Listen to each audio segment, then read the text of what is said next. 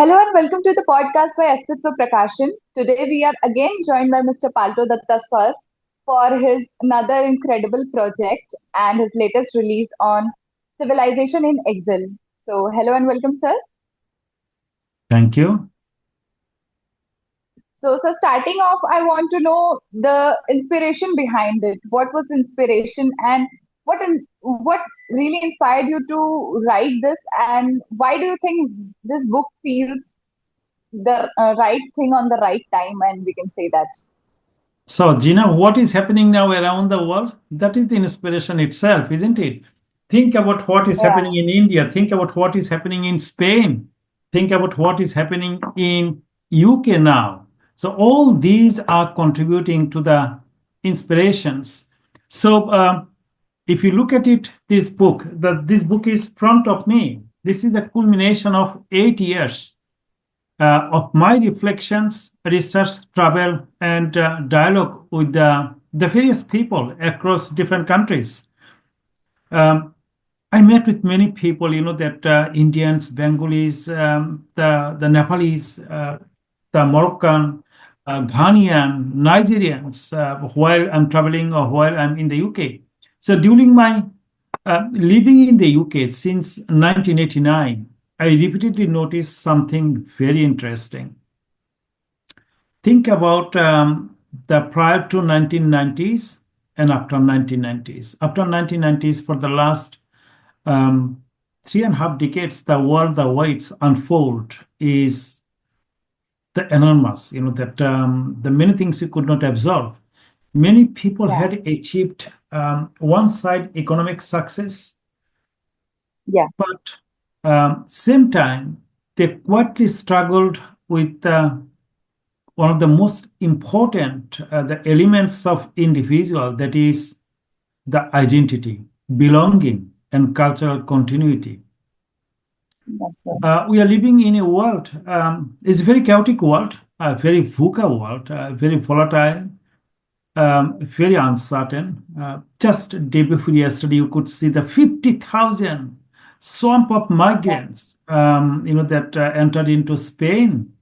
Um, yeah, is the problem with the migrations? I used to think that exile means that people living outside their own country yeah, because of other issues. But it seems to me that even the people living in their own country as exile, so that the developments, the globalization, metaverse, technological advancement. Now I just got the message day before yesterday that not only the cyber, the attack, cyber security attack, yeah, but also the agents of AI, they're attacking banks and other things. So where we are living in. So this is the one side, but another side is the humans. So the development have brought enormous opportunities one side, and also same time they also have created a silent crisis. We are becoming more connected with digital sphere while becoming disconnected from our own civilization memory. So you see that my inspiration writing this book, looking at the people, looking at the family atmosphere, societal atmosphere, community atmosphere, the way people think, the way people do, the way people act, means you are forgetting your own cultural identity and you are absorbing continuously the Western or other the cultural aspects, your eating habit, your reading habits, way of doing things, your language, aesthetic, your values, your beliefs, your moral, and all this.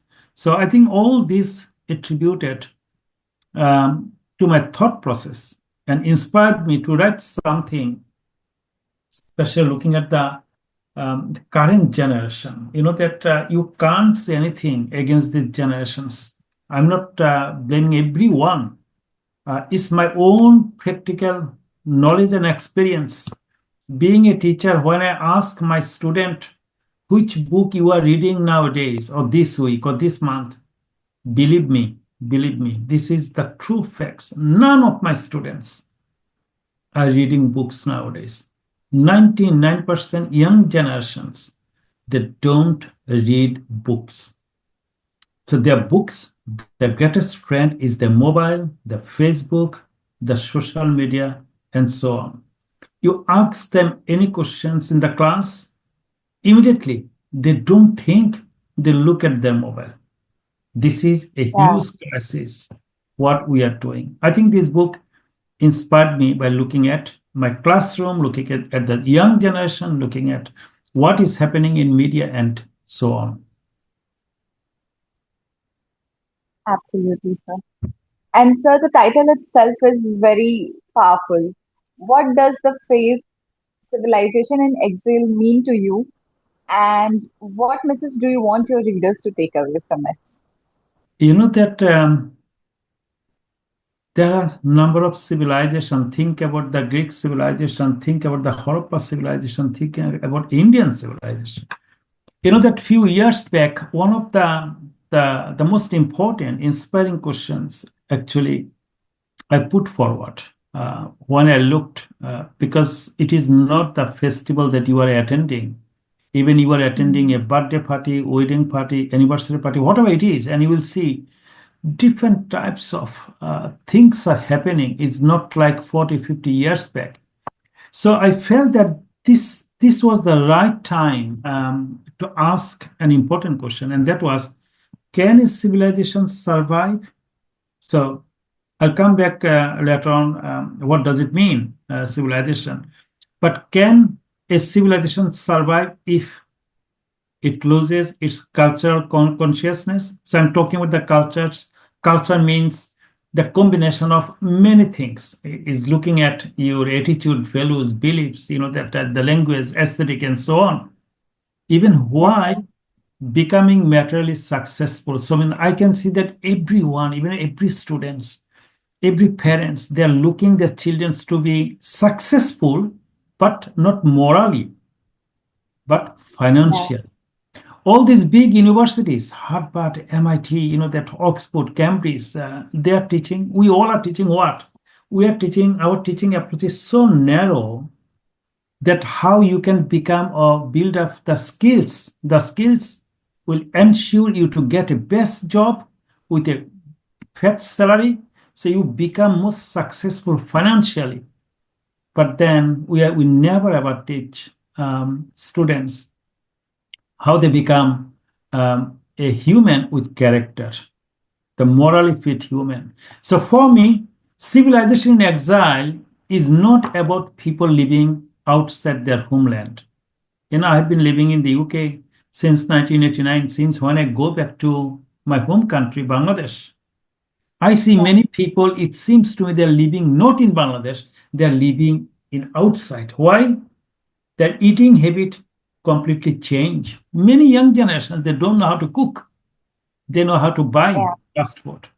Many young generations, they are not listening their own the music, while they're happy to listen Western music. That all these is happening. So a person may still live in Bengal and yet feel exiled from Bengali civilization if they lose their language, their values, their historical memory, moral imagination. Likewise, even someone living thousands of miles away may remain deeply rooted in that civilization. If you look at the book, in that book, I mentioned about Madhusudan Dutt, Rabindranath Tagore, who came actually in the UK many times, Raja Ram Mohan Roy, and others. While they came here to protect and promote their own language, own identity, but many of us, we are forgetting our land, our mother language, our own identity. So, as you ask me, what's the meaning of exile or civilization? So, exile is no longer merely a geographical or border, it is a psychological. It is very much close to cultural. I'll not say close, it is cultural and also spiritual. I hope readers understand that civilization survives not through borders, but through memory, through ethics, through education, literature, human relationship, and understanding your root. You know that we recently decided to start a movement how to protect your cultural heritage. I'm not talking about for Bengalis, it's for everyone, all nations, even English, even Americans, even Europeans, even Indians, Nepalese, all must protect their own heritage. And we are not saying don't accept others. You must accept others, but not damaging or not destroying your own identity. And that is what Rabindranath Tagore always used to say. I hope I have answered. Absolutely, sir. You pretty much answered my next two questions as well. So, moving ahead, I want to ask, sir, having lived and worked in UK for so many years, how have your personal experiences influenced this theme and your perspectives presented in this book? I would like to say something. Western people, they don't like it. Um, Mhm. I had the opportunity to live in that time. It was Soviet Union, Yeah. and I lived there 7 years. Tagore went to Soviet Union, I think 1930s or late 1930s, and when he wrote his one of the greatest piece, Russian letters, and he was really that time, just after 13 years of Soviet Revolution, he was really astonished how Soviet Union developed three areas. One is that every villages had a library. Every villages, cities, that semi-urban, urban areas must have a library, a museum, and restructure the whole education systems that is grounded in their own um, the moral history, moral philosophy, and the various aspect. So three things. Can you see? All these three things are most important for people identity. And I think we had the great opportunity to understand what self-identity means. Self-identity means preserving your own the culture. When we say culture, it is many, many things. Since I came to UK many years back, 36, 37 years back, I have seen a totally different world. A world with freedom, a world with freedom of speech, a world with full of democracy, but then the huge amount of problems. I'm sure that that nowadays I don't like the word full democracy and full freedom because the many people they don't understand freedom, what does it mean? Democracy, what does it mean? So people think that this is everything is their right. So living in Britain gave me a unique opportunity. I must say that because looking at these different types of world, I saw extraordinary achievement by Bengali diaspora, by Indian diaspora, by that all other diaspora. Especially in Bengali, think about they came from certain parts of Bangladesh, but they achieved the huge, the more than 5,000 Indian restaurants belongs to Bengalis, and is contributing more than 4 billion pounds every year. So they have built successful businesses, contributed to British society, and reached multiculturalism in Britain. This is one side. But at the same time, and you know that there are a number of parliamentarians from Bengali diaspora in the UK. But at the same time, I also witnessed the quite struggle of preserving identity across generations. Many young people ask themselves they truly, why they truly belonged. And obviously, this generation living in the UK, they must give the priority to the British culture. I fully accept that. But my observation were not abstract theories. They come from conversation, friendship, dialogue, community events, and decades of personal experience. So the book reflects both admirations for diaspora for their own achievement, but same time concern for cultural continuity. So means even though there's a number of cultural events happening in London and across the UK, but this is your identity of preserving your culture. It's not that you are doing the cultural events on and off. It is habits, it is individual routines, and the practice everyday's life. Okay, Gina, I hope I can talk. I can talk. Don't allow me to talk too much. No, absolutely, sir. The topic itself is so interesting and like it's so hard, like it's so up to the mark actually. Like we live in India. We personally, Yeah. like I myself personally live in India, but there's a lot, like I have a lot to explore in India only. Not True. only geographically, but like from my culture itself, as I am also a Bengali, so yet I think I lack a lot, as my grandfather and my parents used to say, you never wrote Rabindranath says this phrase a lot. So Thank when I you. was young, yeah, when I was young, I never understood this phrase, but right now, after so many years and like after exploring it so much, I agree to it that there's a lot to know about myself, only about my culture and about India first of True. all, And I'm so before the pleased to world. hear that, Gina, what you said. If you think that you understand who you are, I think that was the core questions, the 1,000 years core question, who am I?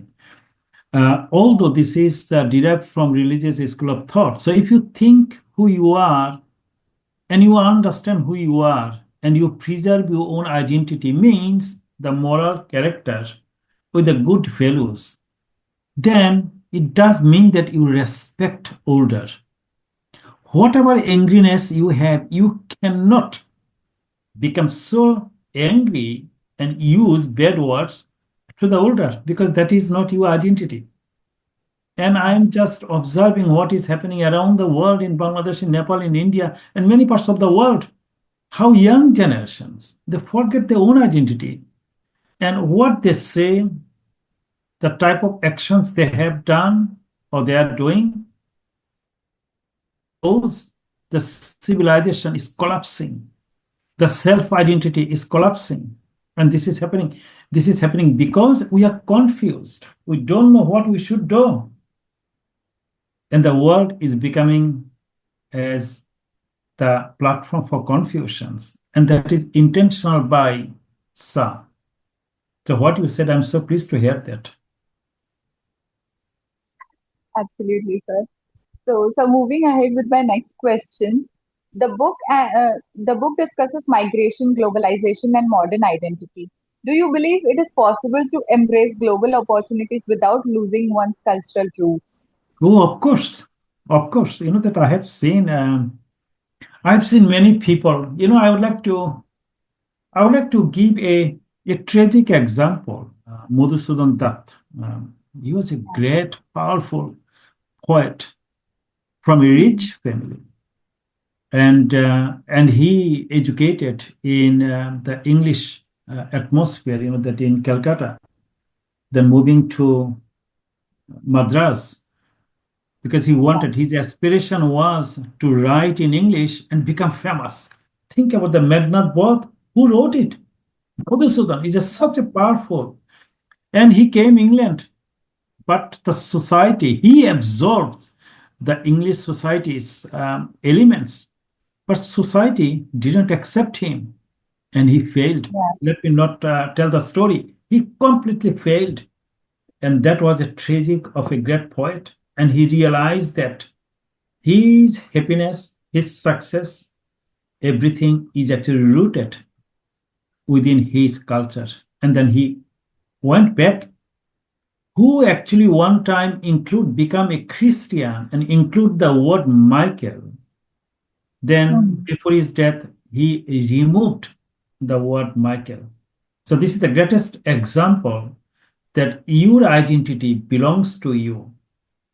Your yeah, identity belongs to your parents, your grandparents, your land, your motherland, and so on. What you can do, you can have a great aspiration. You can really become so successful morally and financially, just only absorbing systematically, understanding other elements, because every society has very positive things.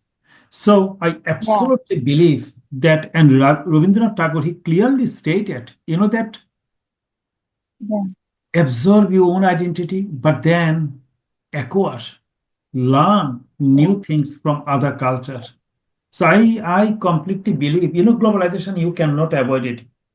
If I ask you, yeah, Gina, artificial yeah, intelligence, can you avoid artificial intelligence? If I ask my students, don't use your mobile for the next 1 month, is it possible? Even it is not possible to me. So yeah, globalization is not the enemy. The challenge yeah, is how we engage with it. So, the challenges will come, but we need to rectify those challenges and then respond. I believe we can be global in our professions. Everyone is global nowadays. You can see the Indians professionals are coming to UK. My next door, there are 6, 7 young people from India, uh, and they're the IT professional. I can see they are cooking every evening, Indian curries. I can feel the smell. They talk Hindi. You don't feel they are in UK. I feel really good. While they go to the workplace, they like as English. That they do their professional work, but they are not losing their own identity. So yeah, I feel that even we can become a global in profession, but we can remain deeply rooted in our culture. Learning English should never mean forgetting Bengali. That I can give another example, that I know someone and his 3 children studied in English back home. They came to UK and they're sitting in my car, and I was actually listening Tagore's song, and they're suddenly telling their dad, what types of song this one? I was really shocked. Then I told his dad, so you children don't understand Bengali? So can you see they are studying in Bangladesh without mm, knowing Bengali? Don't you think this is actually a tragedy for a soul? So strongest global citizens are often those who know exactly where they come from. And that is the principle, that Tagore stated many times. So roots and wings are not opposites. They strengthen yeah, one another. So I feel that we can embrace globalization, we can embrace challenges, we can accept AI, but how we can use them and combine them with our own roots, that responsive manner. That is the question. definitely. Sir. And to to go with it, I would say that there are many things we are lacking behind living in India, but we are so influenced by the Western things. Like if they are wearing from fashion to from AI fashion and everything, Mm. there are very least people living in India, those who know about their culture, because we are so influenced by the by Western civilization and everything. I do agree that we are somewhere we are lacking our roots. Staying in India, I'm not talking about those immigrants or migrants, those who have moved out from Yeah. India. I would say that they are more connected to our land than us. I like that what you said is a very strong statement, what you said now. I strongly believe that. I strongly, the many people living many years in Great Britain or USA, I do more rituals, more Bengali type of activities than some people. I asked last year when I went back home that what you do every day that you call yourself a Bengali. It seems to me that they are not doing every day some of the activities they should do. Um, so what you said, it is really, I fully accept that. It is quite very strong statement. Yes, sir. And as someone who has traveled more than 75 countries, what common patterns have you observed regarding identity and belonging among diaspora community? You know that how much is 8.4 billion people living in this world, and they're predicting by 2060s the increase will be enormous. So one pattern appears almost everywhere because all are human-like. Whether you are living in India, whether you're living in Ghana, that Swaziland or other parts of the world, the first generation, what is happening, the generational tension. I think recently someone told me the first generation, I think my son, he told that you are working hard, and my generation, we are going to do little bit work, and my children, my third generation, will not do. They are going to destroy what we have built. It's quite interesting. So first generation usually works to survive, and the second generation works to succeed, and the third generation often asks, who am I? So it takes three generations. You mentioned three generations, Gina. I'm so pleased you mentioned your grandparents. So you are the third generational, the human souls, but you still holding, you still holding, but maybe for you, fourth generation, maybe fifth generation, maybe sixth generation, that's all. But for some people, third generation is the threshold where they feel a crisis in terms of their identity. So economic success also never fully answered the question of identity, because the time um, you think my success is depends on the type of job, the type of perks, the type of salary I'll be getting, then you lost somehow. That so across different countries, I saw that many parts of Africa, they're very strong in their culture. Believe me, South African, Ghanaian, the Cameroonian, they're too strong about their culture, unless they need to, and they'll show you, that when I visited Cameroon, they have taken me to the rituals, the wedding party, the different places of cultural symbols in Ghana, across Ghana, that they're proud about their culture, to show their culture to other people. So communities that preserve language, family tradition, culture, education, you have the historical memory, adapt adequately. They're more confident about their society. That I can tell you that in Russia, Yeah, that in Russia, you go anywhere, even they know how to speak English with you, they try to speak their own language. Unless they know that you can't speak, they will speak uh, English. yeah, Not only, I was few years back in Romania, one of my students took me 100 years, 100 miles from the capital, and I met mhm, with a wonderful lady, grand lady, in the grandmother of my student, and he called her that that my teacher is coming, so I'm bringing him. Do you know that they didn't cook for me any Western food, but they cooked Romanian soup. And she was telling me, this is my father used to do, this is my mother used to cook. Can you see that the culinary, how they are yeah, obsessed with the culinary? That is. And then I went back home last year. Someone invited me, and he said that I yeah, brought for you KFC. I was really shocked. So KFC or fast food is become symbol of rich family of my country. They think offering the Western food means your status is too high.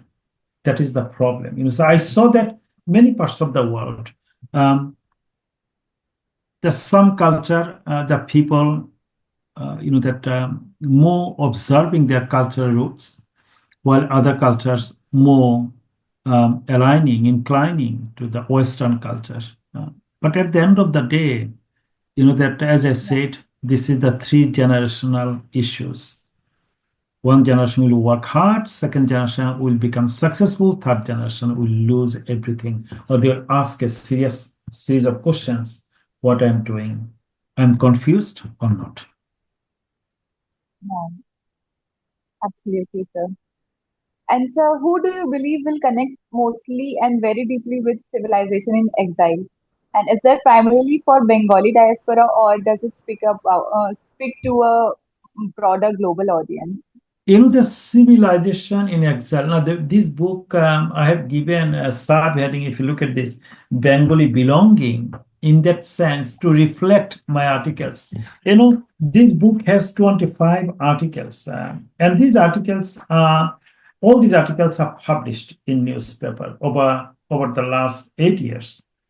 So, because the various actors, the various such as Raja Ram Mohan, Rabindranath Tagore, Swami Vivekananda, or others, that they are part of, they are Bengalis. So that's why I have given the subtheme Bengalis identity mainly. The most of the stories you have in this book belongs to Bengalis, except Raja Ram Mohan. All his story was the close to. So this book is written for the whole world, for everyone, every nations, every diaspora. Even I'm not thinking about the diaspora, people Ghanaian living in the UK, or Nigerian living in the UK, or Nepalese living in the UK, but also the people living their own country, just to reflect what they're doing, whether they are nurturing their own culture. While we are thinking, I'm just going back to your statement, while we are thinking in the UK how to preserve our own cultural heritage, means our language, means our symbols, means our games, means our aesthetic, the many things. But many people living in their own country don't follow this. That I can see my students, many of my students, while they are here, they are looking back to their culture, that anything they do, all part of the culture. So, but same time, they're also learning English. Same time, they also pick up in the British culture, the English culture. They're looking at the rights of humans and so on. So this book, whether someone comes from Bangladesh, India, Africa, Europe, or any parts of the world, they'll recognize the tension between preserving their own heritage and embracing modernity. So I hope the book speaks to anyone interested in civilization and human searches for belonging. So, Jina, this book is for everyone, whether they're living in their own homeland or they're living in abroad. Absolutely, sir. And so, finally, what advice would you love to give young people who are living away from their homeland and trying to balance global ambitions and preserving their cultural identity? You know that recently I have given this book to one of the academic and my colleague actually. And then after 1 month, she came back to me, sir, I read this book. No, she's my colleague, but sometimes they call me sir anyway. So I read this book, is quite interesting. I read it with great interest. I said that, tell me one thing, what did you learn?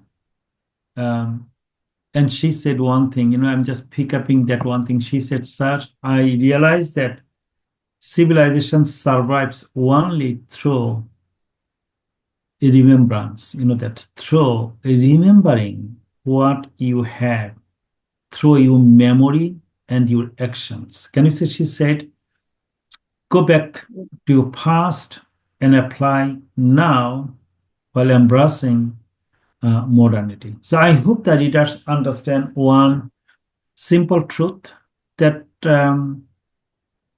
a civilization, your identity, you can preserve through your own actions that is rooted in your culture.